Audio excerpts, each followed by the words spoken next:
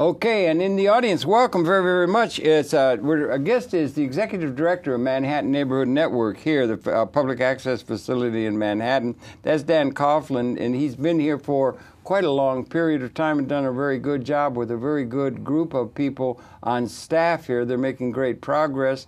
I think he has some good news to report to the people of the city of New York about the franchising process that's involved with vouchsafing this public access system that exists within New York and the country. And Dan, welcome very, very much. So good to talk to you here on September Thanks, Harold. 8th. Great to be with you. Yes, after many long years, the City of New York has approved new franchises for the incumbent cable operators, Time Warner Cable and Cablevision. And so this agreement has just gone through a city process, and it's a 9-year deal, and it involves all the public access centers in New York City. Okay, that's very good. It had been held up for some time, and there's apparently a review board or something that passes on that, and there's a few bureaucratic pro forma things that need to be done, but more or less it's agreed to for at least close on to a 10-year period out into the future. We can begin to get a sense of where public access as an institution will be. Yeah, it's these deals are relatively long deals. At the core of them, of course, is the sidewalk, is the city sidewalks. And Jane Jacobs used to say that the cities are really defined by the sidewalks, and the cable companies have to use the city sidewalks to lay their cable. Yeah, that's right. And in return for accessing these city sidewalks and inconveniencing local residents and others, they have to pay the city some fee for accessing the sidewalk, and they also have to provide in New York City, all 5 boroughs of the city of New York get a public access center. So here in Manhattan, it's called Manhattan Neighborhood Network, and that's what we are, and that's what your show has aired on for many years. In the Bronx, it's BronxNet. In Queens, Queens Public Television. In Brooklyn, BCAT, Brooklyn Community Access Television, and in Staten Island Community Television. So. And that's all negotiated with the mayor's office of telecommunications? That's exactly right. It's all negotiated with the mayor's office and the incumbent cable operators, Time Warner Cable and Cablevision, in this particular case. And these deals are renewed periodically, usually every 10 years or so. It's been about 10 years since about 1970, I think, hasn't it? That's right. They go back quite a ways, and there's been different iterations of different cable companies, and one cable company eats the other cable company, but essentially the existing cable companies have carved up New York City kind of like the old colonial powers carved up Africa. And here in Manhattan, the main cable operator is Time Warner Cable. And so we, here at MNN, we negotiated with Time Warner Cable. In Bronx, they negotiated with Cablevision, which has all the cable television service in the Bronx except for Verizon Fios. And in Queens, it was Time Warner Cable. Staten Island, Time Warner Cable, and Brooklyn is divided between Cablevision and Time Warner Cable. Our main one's Time Warner, but we also have RCN, and then also Verizon is carried. Our program is carried on those systems as well. And then now also, it's interesting, we'll just put it in the sidebar for a minute, it's streamed in what is very good quality flash to the internet and can be seen everywhere in the world in real time as it's being cablecast here in Manhattan. Yeah, it's a in good quality, it's high a great quality. Great quality, gorgeous quality streams available on MNN.org, and everybody should go there if they can't catch your show when it airs. Or any of the shows that are aired here. They're all aired, Absolutely, and you could see them live, and also you could see archived shows up on the MNN.org. We do. We have a link to things that are on YouTube and others, Blip and other things as well, to programs from here that are produced here by the people, the producers. We have a link to those as well, those archives. Yeah, you could actually you could see link to those, watch hundreds of different shows. And what is so unique about MNN is the local character of the programming. And this is I think what makes MNN and all public access centers so important and so unique in this media age where you see more and more concentration of ownership, more and more infotainment, more and more national or international programming because of cost factors, and slowly local media, local journalism, local newspapers are disappearing. That's true, and economics are very grim. They're very grim, and yet here, what's so great about MNN is you've never seen more people use public access in more ways than ever before, certainly here at MNN.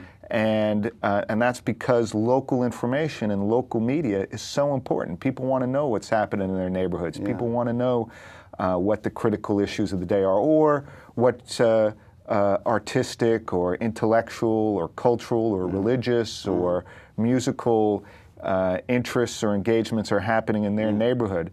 And I think this is not only what makes MNN so important and other public access centers, but it's also what led us to this new agreement with the City of New York and with the cable access providers that really recognize the important contribution that MNN makes to the cultural life of the city and to the whole concept of the First Amendment. Yeah, very good. And it's also another little sidebar, and I think it's part of, we ought to realize, it's part of a national pattern, and we do have an alliance of community media that links together the various, but there have been, I'm not sure exactly the current state, something on the order of 3,000 of these public access facilities, some mom and pop, that sort of thing, but across the country. So Ames, Iowa, San Francisco, around the country. It's a phenomena that is national, and there's even some public access beginning to develop within cable places in Europe and other parts of the world. So it's got a larger context in terms of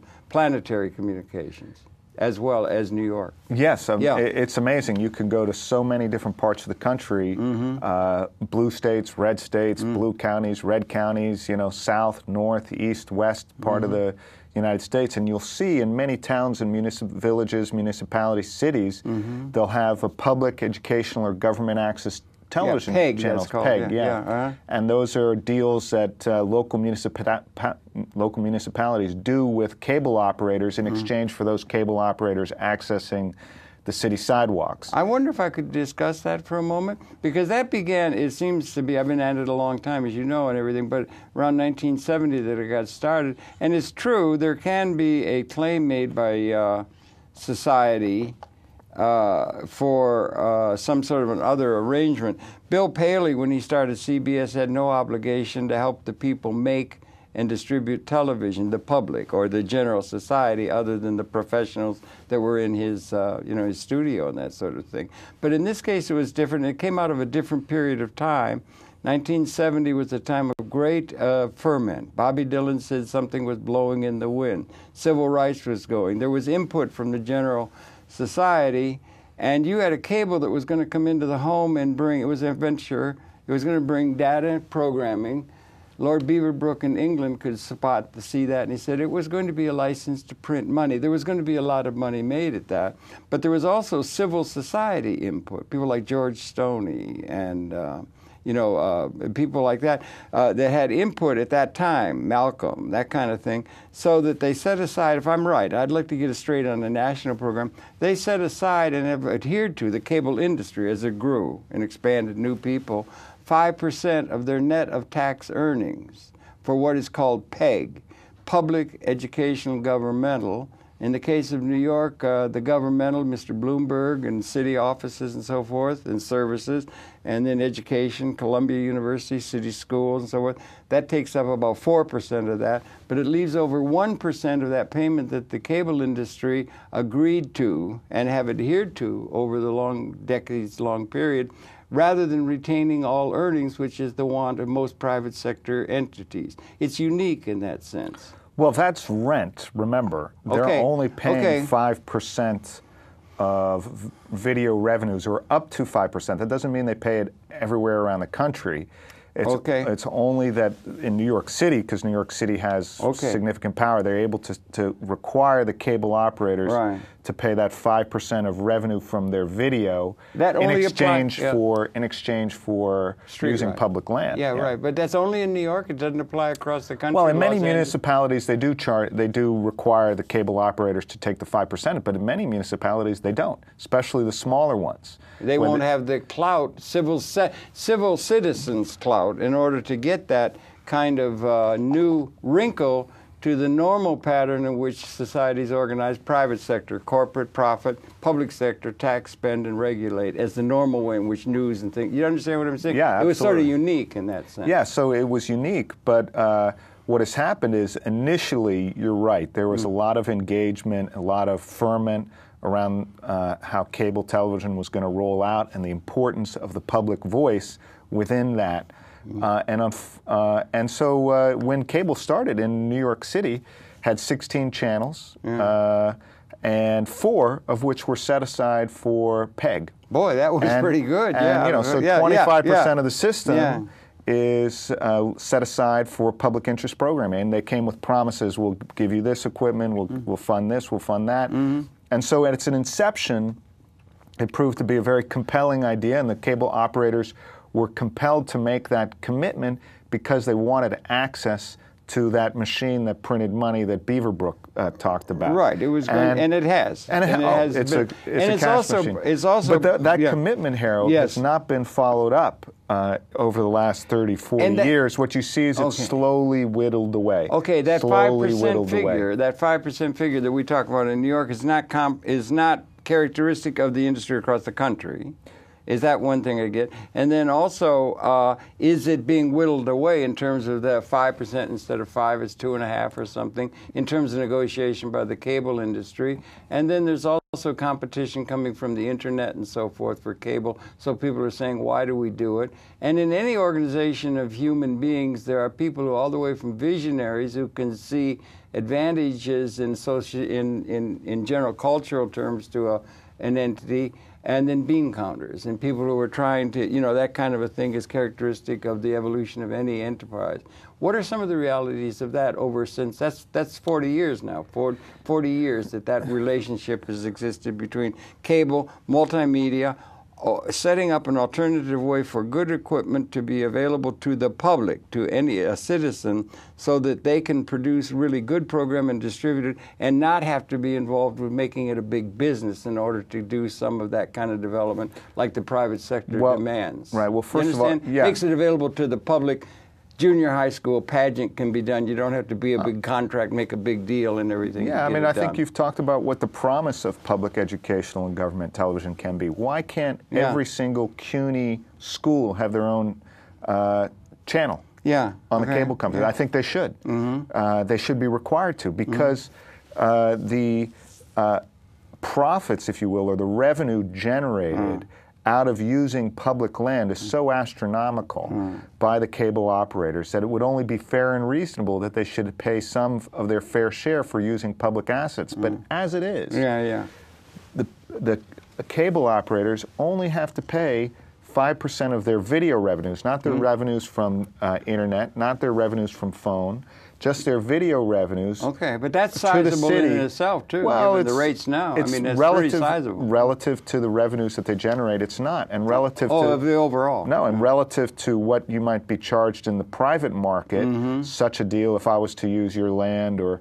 you know, you'd come to some kind of revenue share, often maybe even a kind of 50-50 licensing agreement of some kind. But here with using public land, what effectively is happening is there's a public subsidy given to the cable operators to run their business, and that subsidy, you know, is a giant pyramid. Built upon that is Yankee Stadium, the house that cable built, is New York Knicks, is all of American sports today is dependent upon cable revenue. That cable revenue, the basis of that cable revenue is access to public land, and how the public property is being used for private gain. And all that cities are asking for in return for this enormous access to a giant cash machine is that these operators provide something back to the people of these cities in the form of some television and equipment and studios, so that people can make their own television, which is a radical and revolutionary idea from 40 years ago. It is radical. I think that's the thing I was getting at. It makes it possible for a citizen not to have to go into business to make something. In the old days, To do a program with equipment, I mean, in some cases you would go to some of the major studios, it would be a $4,000 nut you'd have to make, or $500 or something. You would have to make a lot of money in order to make television at the quality we're able to do here. And a citizen's able to do it, and maybe it's revolutionary, but they can do it, make television, make and distribute it now, streaming it to the internet, do it. And they do not have to be concerned about money at all. Now, that's something that a lot of people would find violating the laws of physics or something. Do you understand what I'm saying? We just went through all this debt limit. But it really maybe is. Maybe more the laws of God, God's laws. Right, right, or Galileo or something. But anyway, the point is it's a system that is really relevant in terms of communication, and people in general who have an inkling of appreciating the idea of what they call democracy, seems to me general citizens who aren't involved with this or anything would be in favor of this idea that there's something available for the people. Again, a junior high school pageant. You can do it, you can set it up, you got the ability to do it, and you don't have to make a great big money-making proposition to some company that's going to have to get a net return or something in order to do it. It makes it available to people to be able to do programming for free to the people. That's very radical. Yes, I think, don't you? And prescient. I mean, if you look at what's happened with social media today, thank you. Okay, which is good. built. Now, what's happened is they've privatized the social media, if you will. This is still a public, M&N and public access. It's still a public, still public property. Is nobody uses your work to make money off it. But if you were to go to YouTube or Facebook or LinkedIn or Twitter, they're using your work to profit off of that. Or HuffPost, even HuffPost now is engaged in litigation around that issue of using free labor to generate private properties. People used to call that slavery. Well, here there isn't the chattel part of it, though. It's not chattel, some may say there is a form of that going on, but there's no chattel slavery. But essentially, you're providing free labor to Facebook. When you go up there, you post your stuff up there, and they're selling that. They're buying and selling that. The advertising. Through the advertising. But nobody here at Public Access is buying and selling the public access. Well, you don't have to. What it does, it makes it possible not to be involved in that. Exactly. Now, that is something that for some people not to be doing something where you're not in the negotiating of some money arrangement or something is thought of as being violating the laws of physics, because that's what human beings are here for. There's so much angst now because they don't have a system that's in keeping with what the economy requires, either nationally or internationally, coming out of the normal process. We're coming up against a real dilemma. All the assets, capital assets, I don't want to go into detail. All the capital assets are responsible increasingly for production through time. And the assets are all owned in every entity by a very small plutocratic class built out of past savings that own all the assets that are increasingly responsible for production, and there is no ownership of the means of production democratically distributed in our society anywhere in the world. It's all being distributed only through labor relationship. You could call that slavery, or something like serfdom there was on a feudal estate when you had all the land owned by the lord. But now the capital assets are all owned by a tiny plutocratic class in every entity, and we don't have a solution to that. So everybody's of them, except to have a job within a thing, everybody's interested and focused on how do I make sure I'm going to be able to have food for the kiddies to eat and so forth. Because they don't have a system, we may be heading for another Great Depression, because they don't have a way of distributing demand to the masses of the people, because the job roles are not going to be there, as Lord Keynes warned about. And so that's another issue. But these things can come out. What can come out? The system in place, the established system in place, seems not to have a reliable answer, an operating manual for Spaceship Earth, that the evolution of events on this planet either now newly require and allow, or require in a liberating way. They don't have one because they're all caught up with outdated institutional structures, and it may be from the people, from what's going to come out of public access, some answers that are not coming out of the established institutional structure. They do not have an adequate operating manual for Spaceship Earth that the future requires or newly allows, if you can follow. We don't have the answer coming out of the normally established institutional structure we've inherited out of history. We need some new answers and some news of relating people to the economy, and it's not coming out of our normal institutional structures. It might be coming out of public access. That might become a major place in which new ideas are going to find a niche and ability to live and be disseminated that are relevant not to the established paradigm that's being reified, there's history, but to a new way of thinking about things that is required if we're either not to blow the whole thing up or if we're going to allow ourselves to really liberate the human condition that these times call for. It's a long-winded thing, but I think it's public access is really an important source of people being able to communicate new ideas from the people themselves rather than through the established institutions which are being reified and are outdated. If you can follow. Absolutely. Okay. Absolutely. And, it's more important than people might realize. And I mean, the question that you're raising is where are the ideas going to come from that are going to get us out of this current nightmare? Existential new reality that's evolving. And, you know, usually I think you're right. It comes from unexpected places. Places where that ideas are fermenting and being discussed, and certainly where there's no real barriers to entry, where you have to pay $5,000 to come and discuss your issues. And so that's what's an important part of PEG centers. They're part of an information and discussion commons that are open to all, where debate and ideas and issues are talked about, are exercised, are put forth, and that's why it's so important that MNN and other public access centers, we don't censor. That's very important. Very important. No prior restraint. That's what we say. That's right. Where you submit a tape here, it goes right on the air. If it's illegal, that's different. Then we pull it, but not beforehand. We don't review it beforehand. So that kind of thing. It's not political based. It's not somebody saying, well, we think only something that's going to make a tax cut on, Norman Norquist or something. Some idea is not going to be set by the management of the company that only certain things can be, because that's a danger, and it goes on too long. Exactly. Even the peer review things, that even science is being challenged because it's so politicized and everything. But here, you put it on and there's no restraint. Is that built into public access structurally in terms of policy and so forth, that this idea that anything goes, new ideas that may sound absurd, it's ipso et facto absurd to think that anybody's here for any other reason to make money.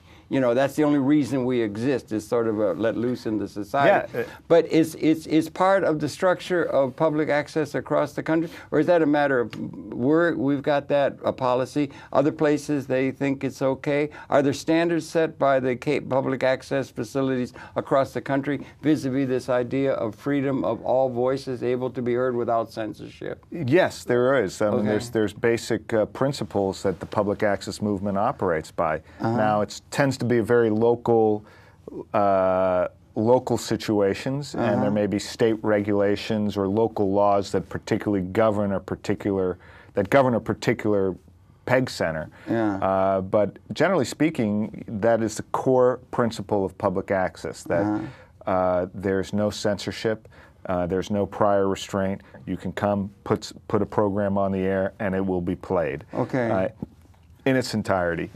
Should, of course, it not contain any, illegal that's activity or those things could be agreed to at a policy level, and avoiding the political idea of this is going to go, this not, because it's becoming characteristic of the established media that certain things just aren't covered, and if it's not covered, it doesn't become part of the discussion and so forth. So there's got to be a place where, in the commons, where ideas that perhaps won't find their way in but are important can find a voice, find a niche, and then maybe be expanded outward. So that's an important principle. And that's right. And that breadth of debate is narrower and narrower and narrower in the established every year. You see the parameters of accepted discourse are confined. Right. And that is increasingly so every year.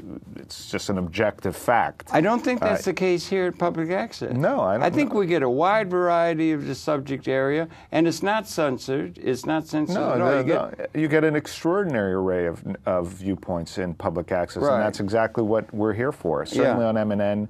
You know, there's Harold. There was last year. There was 13,000 hours of locally produced content that we put on the air from local producers that we put on the air. Right. There's 63 live shows a quarter here, and hundreds of other shows produced out of these studios. Yeah. The range of information, of discussion, of political points of view are, you know, extraordinary. And this is really the place in the country that the First Amendment is actually kept alive. Seems that way to me. And it's not kept alive in the mass media as a whole for a variety of reasons. And you could see they're scared, they're CYA, don't want to offend people. Market trends, commercial issues, political issues, confine all these various companies from being able to, you know, from expressing a divergent range of views, which is detrimental to the society as a whole. Yeah, I went and checked. There's 1,900 channels on Time Warner, and there isn't very much. There's Nova and a few things on public television that are other than some sort of and a lot of action going on between people arguing and stuff, but you won't find anything intellectually relevant stuff. You know, Manhattan is a city of what, about 1.5 now, 1.5 million or so. Yeah. And I mean, we're the only broadcaster, cablecaster that deals with Manhattan issues. Yeah. No other cablecaster or broadcaster in this city deals with a borough of or a city of 1.5 million, except for us. That's right. Same in Brooklyn. Same in Bronx. Same in Queens. How is that possible? Ames, Iowa. How is that possible? Yeah. You know, it's just extraordinary to think of. The local broadcast channels, commercial and non-commercial, are broadcasting to the tri-state area. They're not dealing. That's why when here at MNN we put on election debates for city council elections. They concern Manhattan residents. What other broadcaster is going to do that? I don't Nobody. think they do it as well. City council. And here in Manhattan you have races for state assembly, for state senate, for city council, for Manhattan borough president. So these are key political elected positions, and yet they get no media coverage. And the media is the oxygen of democracy. It is, yeah. Without that, well, who knows? You know, it's like if the tree falls in the forest and nobody's there, did it fall? You know, if people aren't covering, if you're not covering these issues, if you're not engaged and showing it, then it's not going to happen. And unfortunately, this trend is deepening around the country. We think, by the way, that with this new agreement with we want to get the cable back to that, operators in New York City, all 5 public access centers, as well as the PEG as a whole, Public Educational and Government Access Television, are going to be strengthened. Good. So we believe that local voices are going to be strengthened in the cable system, that Manhattan Neighborhood Network will be similarly strengthened over the years ahead, that will come out with some new technology that we'll move forward with, and that hopefully around the city, the local media will be really much more vibrant and dynamic in the years ahead. That's very good. The local thing is very good, and it is true. It's being done that way. It's also possible to have points of view that are, just for want of a better term, systems thinking. If you're thinking academically or intellectually about trying to understand things, systems thinking is one where you're thinking about things in a very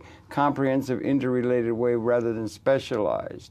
And they've gone, you talked about divide and conquer on the African model, you know, but the intellectual community, academia, has been so special, or CIA won't talk to the FBI. It's all tunnel visioned and specialized, partly by market. And the academic process is also specialized out, that people are thinking about specialization and that there's hardly any systems thinking about what's going on, which is the charge of the intellectual community. So there's room for real disinterested intellectual thinking about the evolution of the human condition and larger issues on cable, on public access, that you can't simply get into a soundbite on one of the networks either. So in terms of educating in the highest level, even academia is falling down on the job. They're all specialized out on some particular subject, and they're not thinking comprehensively, coming up with the large systems thinking. So that's another kind of thing that could become part of the public access that makes available to public intellectuals who may be thinking that way. Karl Marx had a hell of a time getting his thing out, and he was poverty-struck. He couldn't, you understand, that kind of thing. So dissident voices of a systems nature might find a niche there too, where it can be done, and it doesn't have to be all a big business. You have to get a big printing press before you can be heard, if you understand what I'm saying. Yeah, so the answers that are really important might be coming in a systems way, and in a comprehensive way, might be coming out of public access as well as local developments, which would be part of the programming. You understand what I'm saying? Yeah, absolutely. No, the intellectual challenge could be met there. Yeah, no, I think that's what it's perfectly situated for. And again, you see how important just being able to provide a platform is. Right, give a platform. You just want to give a platform. You want to have the electronic soapbox. Right. You want to have that debate. You want to have that discussion. You want to put those ideas out there. Hyde Park Corner notion? The Hyde Park Corner of television. That's what MNN is. Yeah. And so much more. And so much more. But maybe we could talk about some of the things. We were held up for 3 years for some reason, and so now we've gotten over whatever it was the hurdles were. Usually that negotiating gets down, but it was, if I understand, from 1970, 80, 90, it was more or less went through, sort of like the debt ceiling. It went through, it was done, there wasn't, but this year, 2008, we had a terrible depression-like kind of attack on our financial system. A lot of that was distracting to everybody.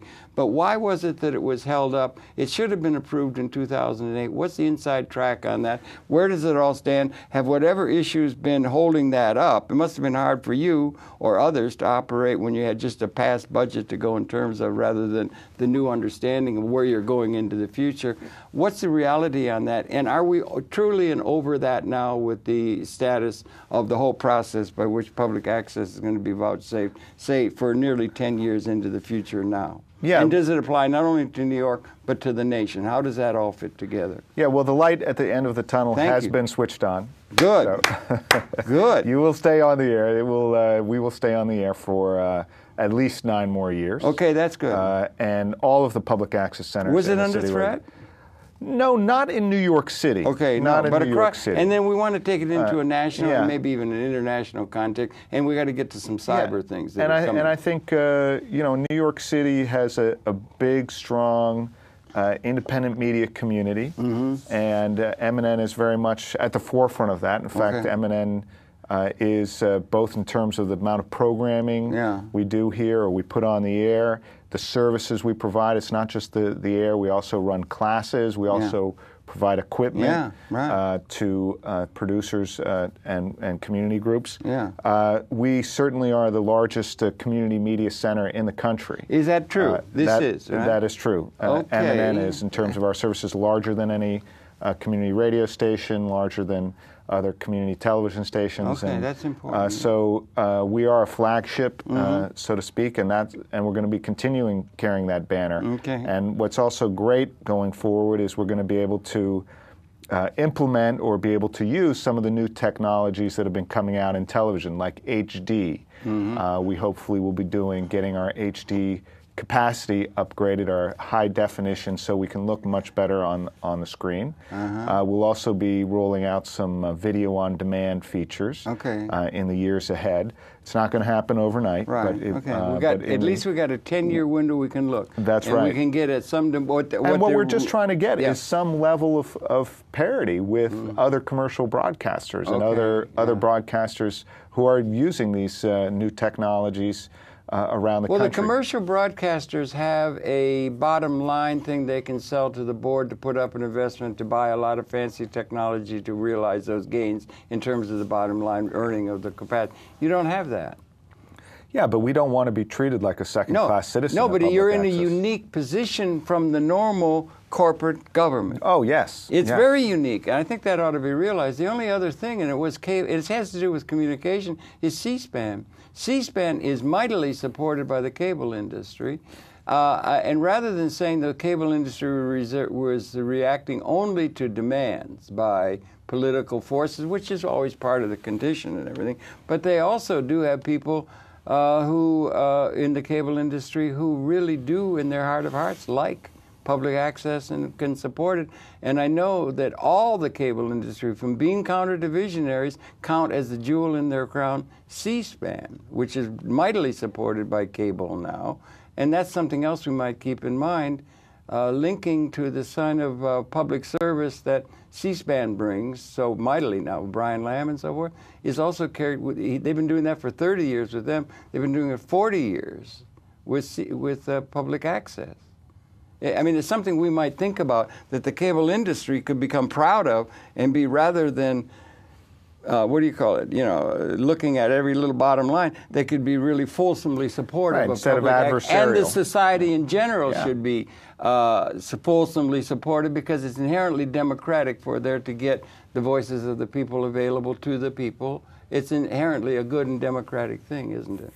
Absolutely, yeah. And I mean, I think those the general society could support it, yeah. Yeah, there's no question. Mightily and more than they have, yeah.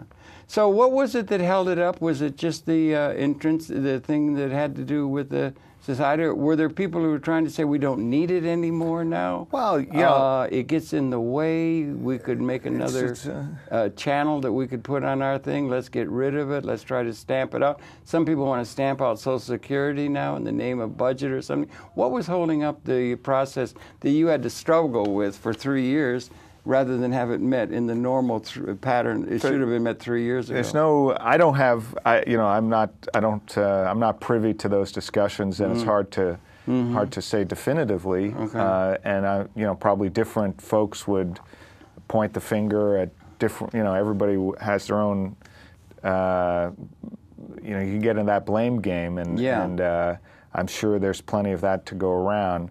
But certainly from the point of view of public access centers all across the city, we all played by the rules. We did what we were asked to do. We were prepared to move ahead 3 years ago, all of us, and we felt that we were harmed by this delay, that our funding had in fact decreased, and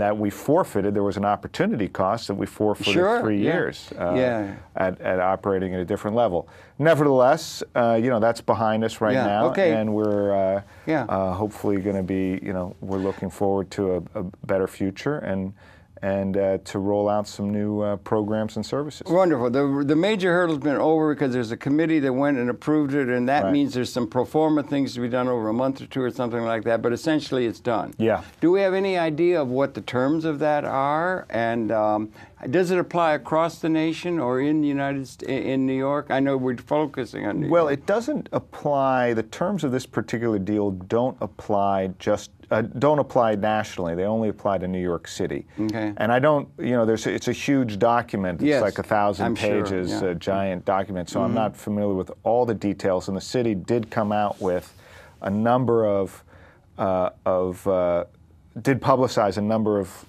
provisions, including things like creating community broadband centers where they're going to designate different institutions as community centers where individuals, local residents go to access broadband services. Community centers. Yeah, well, that's what we have here. We're doing that. We could do we could have little satellite systems linked into us. Sure, yeah. And we already provide broadband access to city residents, but the city wants to push that along some more. They've put some Wi-Fi system in place for 104. We're going to be able to open that up to at M&N. Yes, that's an outreach that is officially here. But there could be other things. People could be in their homes or something, or there could be senators where the benefits of the communications that are coming almost in Niagara proportions now could be disseminated even more democratically around and involving citizens that would be in a certain sense linked to here. Is that what you're saying? or it would be linked to a movement of the city where people are going to be connected. Yeah, they could be linked to here, for sure. Yeah. But the city, I think, is particularly eager and wanted to use this cable negotiation to open up access to broadband. Yeah, okay, that's coming. And, you know, M&N is traditionally more of a video center, not so much just a broadband center, but obviously with convergence, you know, it's hard to to distinguish between because the broadband is going almost exponential. I think they're going to be getting it going, and those channel, you know, the things coming out of the computer capability. And what you're talking about with those channels is a broadband issue, isn't it? I mean, it's so many megahertz of ability to have distribution and that sort of thing. So the technological developments are moving very, very quickly out of this world of cyber, which we're linking to here at MNN, right? Yeah, we're part of that. And though, you know, national regulation is still stuck in a pre-digital world, much of the national regulatory framework for the communication system is still stuck in an older period. And so this issue of digital versus analog regulation is something that continually you know, rises up and is dealt with every day by various, you know, in Washington and by various telecommunications companies here. Every day, even city officials deal with that problem. I'll give you an example. If you have a problem with your cable television, you can call 311 and you can make a complaint against your cable provider. But if your cable provider is providing you email service and you want to complain about that email service, technically the city of New York doesn't have any jurisdiction over that. So you can't call 311 to complain necessarily about your email system, because that's not covered in any federal rule or law or confusing, that specifically designates accountability over your email system to the local municipality. So you know, that's an issue. But people still call up 311, and the city still tries to help people out deal with their email issues, or not email, or their internet access. And that's a blurry line. That's a blurry line. So. Yeah, that is. And also we have to anchor to history. We're talking about new things are coming very, very almost exponential now in the world of cyber. And we've got a lot of institutions we have to reify and that sort of thing, but there's a possibility of the future. I had a quote Frederick Engels saying, "The future influences the present as much as the past." We have a future dawning, and it's got a tremendous capability. More channel capacity. If you think 10 years out, I can remember before we were able to stream programming from here in good quality like we can do now. That's a huge jump in distribution, that there came flash and there came a where you can get it out to the whole world. It's going to the cell phone universe now. It's morphing to the cell phone universe. All these things are developing so very, very rapidly, and we're keeping track of that. Do you have in the negotiation, well, you'll be negotiating over new hires, you'll be negotiating over new technology. Is there a quantum leap in technology where we've been working on technology here that has been, you know, building incrementally out of the past and everything? Is there a new breakpoint in terms of a cyber base? Can we see all programming being done and submitted as files rather than having to go through some of the old technologies? What are some of the implications that might be available now that this franchise is there that you and your people can plan on in terms of thinking about structure of the overall organization here and across the country? Yeah, I mean, obviously the issues about the future, you know, are very real, and people, you know, talk about it a lot. Yeah, I suppose. But to the extent that they're really applicable to us, you know, that's debatable. For instance, the new big thing is 3D television, you know, but you know, I don't think it's realistic for M&N to implement a 3D, you know, program. Nobody is watching it, you know, HD is, HD is a different matter. And is it possible that the 4 channels that we have could be made more? Yeah, that's... If it's bandwidth. and there can be more bandwidth there's availability. There's going to be more channels for all the PEG centers, all the public access, and so we're making more and more room for more and more people to be able to have a niche here, and you can begin to have a thing where instead of being, well, we can only got room for this much, you can have an expansive ability to have programming available and distribution as well. Yes, yes. That's a big move, and that's a move that's in keeping with the requirements or what the zeitgeist is allowing. Yeah, that's right. Yeah. That's right. I mean, it's here. It's here. Be done. And we're going to roll out some new channels in the years ahead, and that's been part of the agreement. There's it cascades, but an extra new channel in a year, 2 extra channels in 2 years or 3 years, and extra channels, come online over the years ahead. Okay, again, you're doing that. You got Bronx Neck, and they each have their own things. Some people use different systems and all that. Is there a standardization between them, New York? And then again, how does New York relate, this flagship, to the nation? How is the state of public access across the nation, in Ames, Iowa, and in towns, California, the West Coast? How is it developing? And also, just briefly, what are the implications to the Alliance for Community Media that tries to bring the public access community together as an effective national organization? Well, I think the standard, is being set by New York. Okay. And I think in that regard, PEG centers across the country are going to be trying to replicate what's happening in New York. So it's great what we've been able to do. We've planted the flag for public access and community media, and I think many institutions around the country are working to emulate that. So that's very important. We have this leadership role, and that's something we continue to push ahead. And when you're in Pittsburgh and you're negotiating your agreement, you're saying, well, let's follow Dan. Yeah, let's follow New York. MNN, Let's follow MNN. So that's important.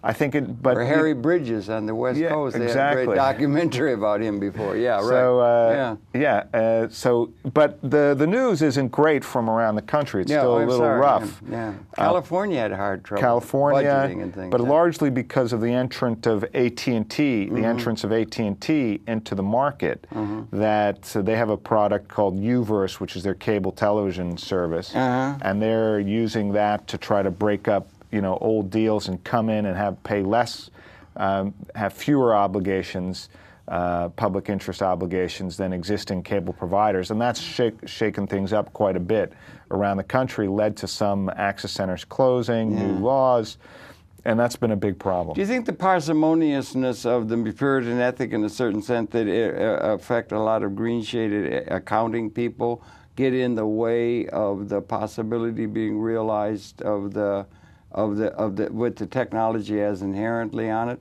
And is it possible to get broader support? I just go quickly. This idea of getting broader support within the cable industry as a whole in support of public access, rather than reluctantly giving up something to have that there. Is there some way that could be linked into a public relations thing where the cable industry would be favorably inclined and actually see bottom line, fiduciary gain by the public relations value that would come by having them be supportive of public access rather than just reluctantly giving what they would rather parsimoniously put under the mark? We would like them to see the light. We would like them to see the light. Is it possible? Well, there are people within the cable industry that are visionary. Yes, I think, and I also... And the citizenry could be in favor of it. Yeah, and to some degree, you have to give it up to the cable operators in New York City. We reached an agreement with them, by being all the public access centers and the city of New York. And, relatively speaking, and compared to other areas, they stepped up. Okay. And part of that is because they see the value of the work that many people do in public access centers. And it's clear studios are booked all the time here at MNN, hard to get studio time. Cameras are being checked out, the equipment is being used, the training classes are full. We're building another facility, an extra facility uptown to meet the community needs. So it's very clear that the work that MNN and the need that the community has to these kind of media services And so, to some degree, you know, the cable operators have already stepped up. And that's really good. Well, is it happening in Ames? Is it happening in Ann Arbor? Is it happening in Madison? Is it happening in you know, that is something across the world is something, because it's certainly called for, and it could be. What is the role of the producers in all of this development that's going on, the actual producers of programming? Do you think they should... are we going to have the terms of that agreement for public access here in Manhattan made available to us? Yeah. Will it be printed? Will it be out? This is the term. This is it. So we know exactly what the dimensions are. There will be transparency. We'll see what the dimensions are, and there will be reporting. We're not yet quite able to see that. The agreement has been made, but it's not really printable or made available in any kind of a way. I think it is available if you want to go down to, I don't think it's like emailable, because it's 1,000 pages or 2,000 pages or whatever, but I believe it's probably available down at the city, in some city office somewhere. Succinct summaries of it made available to the citizenry of what it means and what their implications are. There's a good summary up on the Do It website. There's a lot of great information, on Do It? On the Do It website. Okay. So it's nyc.gov, I believe, and go to Do It, and you could see great information all about franchising, and is it up to date about how it's passed this board or something that's passed review that it now is only pro forma? Yeah, there's a great description. And it's a good agreement. It's a good agreement. In your agreement. In your understanding. Yeah. From my perspective, from M&N's perspective, I don't know the whole agreement. As I say, it's a huge agreement, and I haven't had a chance to look at it, but certainly from our perspective, we believe it's a good agreement. So you got a pattern. It could become a pattern that could be relevant. But it's a pattern for New York. It's not a pattern for the nation. Yeah, I think it can be a pattern for the nation. Could be. Yes, okay. And definitely. And definitely. For instance, we're going to have HD. As far as I'm aware, New York City Public Access are the first public access centers in the country that will have HD. I'll tell you, that streaming looks almost HD to me. Great. It's really good quality, and the fact that it can be seen everywhere in the world is something that's really meaningful. I mean, that's really outreach. It's moving so very fast. Producers, what about the role of producers in all of this? Do you think there should be any connection with the operating people of these various systems and the producers? We have a little thing called ACAP. I'm wondering if we should have some sort of an association of representatives of ACAP that could be in touch with the staff here and yourself or something, and set up some sort of a way that there could be input from producers with their thoughts and so forth, in order to keep it be a happy ship and that sort of thing, if you don't understand what I mean. Yeah, or in general across the country. Is that something that there be involvement in terms of policy or policy review and all these kind of issues at the local, that the producers could be involved as well as the staff that make up the staffs of these various centers across the country, I wonder? Yeah, certainly. I think, you know, the way that these agreements came to be with the City of New York had a lot to do with the input of the producers. We at M&N, we held workshops, about 20 different workshops all around Manhattan with more than 250 different individuals, more than 70 different organizations. That was run by Sue Buskey. Sue Buskey's good, yeah. And we took all that, the feedback we got there, and we presented it to the City of New York. And it's that, and we also presented it to the cable companies. Okay. And we also... That's right, I remember. And we participated. Yeah, we also interviewed hundreds and hundreds of New Yorkers, Manhattan residents, cold called, more than 400, got actual feedback from 400 people in Manhattan, as well as hundreds of others through different ways. All that feedback was collated, put together, and kind of distilled into essential elements and presented to the cable operators and to the City of New York. And there was other, you know, numerous processes that we went through with the city, but that input was critical. And that was you had critical input from the citizenry. That's really good, and I think there could be support of this. And I think there'd be a lot of support among the citizenry of anything. You got a democratic thing you can put on a junior high school pageant. It's democratic. People would support that idea and get some political, if that's the right term, support for the institutional structure itself. I would think. And then, if you remember too, Harold, we had many hours of hearings. I think here in Manhattan, I can't even remember, but I think it was like a whole day practically, where various producers and others, community groups, different institutions. Oh, that was down in Manhattan College. Yeah, that was some sort of a red letter day. It was so well fantastic. attended. League of Women, from the League of Women Voters to